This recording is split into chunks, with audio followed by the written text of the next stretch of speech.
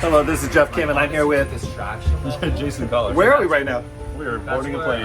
And we're heading out from Irvine, John Wayne Airport, all the way out to Dallas. And there will be attending a conference. It's called Rise Up. Rise Up Empowered. We'll have a chance, an opportunity to learn about different entrepreneurial skills and how it relates to education, learning, partnering with businesses. Because when it comes to schools, shouldn't it connect to then future careers as well? Absolutely. So- Youth entrepreneurship. And so how can we further that in our schools? And there are businesses that want to partner with us. So glad to have the time to collaborate together, and we're about to launch off at this time to Dallas. Let's do this. Woo!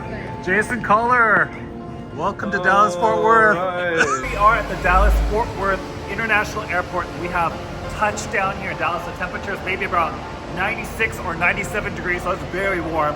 And we're currently actually waiting for our rental vehicle. It's going to be really awesome because we're going to pick that up and then go to our next location where the conference is going to be held. You know, today here we're in Dallas and we're going to do something special. We're going to have a chance to actually go to the location where JFK lost his life. And so there's a bit of somberness, a little bit of weightiness that I'm currently feeling right now as I think about all this. A president that was so loved in this country, the fourth that was assassinated. What a terrible tragedy, but sometimes we remember these things because sometimes as we process the pain, it allows us to grow and to become more resilient.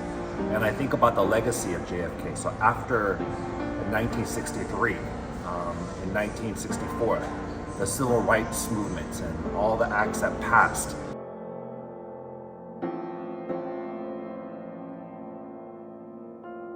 Lots of different kinds of entrepreneurship.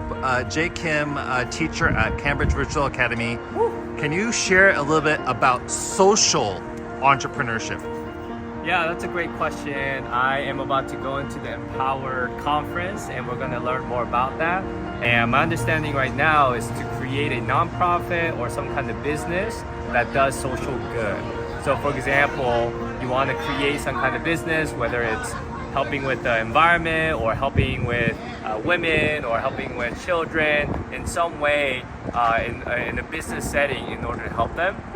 And so it's helping students to have all the skill sets in order to create those kinds of businesses. And if you think about creating a business, there's a lot of different things that you have to have in terms of skill sets, especially the 5 C's. You have to be able to critically think, collaborate, and all of those soft skills go into this play. And so I think for students, learning about social entrepreneurship is not just going to be about creating a product that is going to be helpful for other people, but it is going to be such a good experience for them to grow into fuller and better human beings.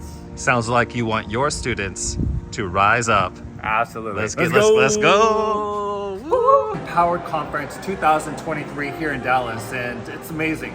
Have you ever considered this? 81% of dropouts say that they would have wished they had relevant, real-world learning opportunities, and that would have helped them stay in school. Certainly when we support our students with the greatest needs, it also paves the way for all our learners. And whether a person dropped out or didn't drop out, they would have valued real-world, relevant life experiences. So those are some things I'm thinking about here at this conference. And at this conference, April Clark, the CEO of Reach and Teach, does this with her students. What she does is she actually reaches out to different companies and asks, is there something that the students can do to solve a problem that you are having? Conference number 2 is community builders. So many different community builders already built out, instructions, including the Empowered Hub, which has these digital resources. Gives the opportunity for teachers to connect with their students, build community, but in addition to that, builds all kinds of skills and principles and reinforce the learning. And sometimes you begin with something fun and simple, and then you move it up and scaffold it to something a little bit more complex, like project-based learning. And the third takeaway then happening, the third and final, is this idea of debriefing.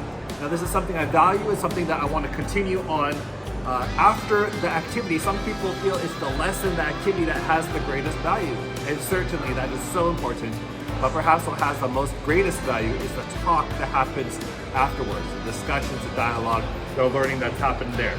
This gives the opportunity to elevate their student voice, but also articulate it and consider the vision behind what it is that they're doing, the vision of their school, the 5 C's, and give them that space to develop that voice and agency there. Can't believe it. End of the day of the Empowered Conference here in Dallas, Fort Worth. At the very end, they hold an auction for various items. There are numerous things that were very interesting.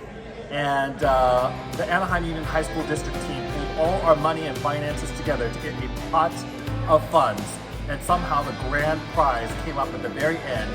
A consultant from Empowered to come out to Anaheim Union High School District and provide support and encouragement and coaching for a day.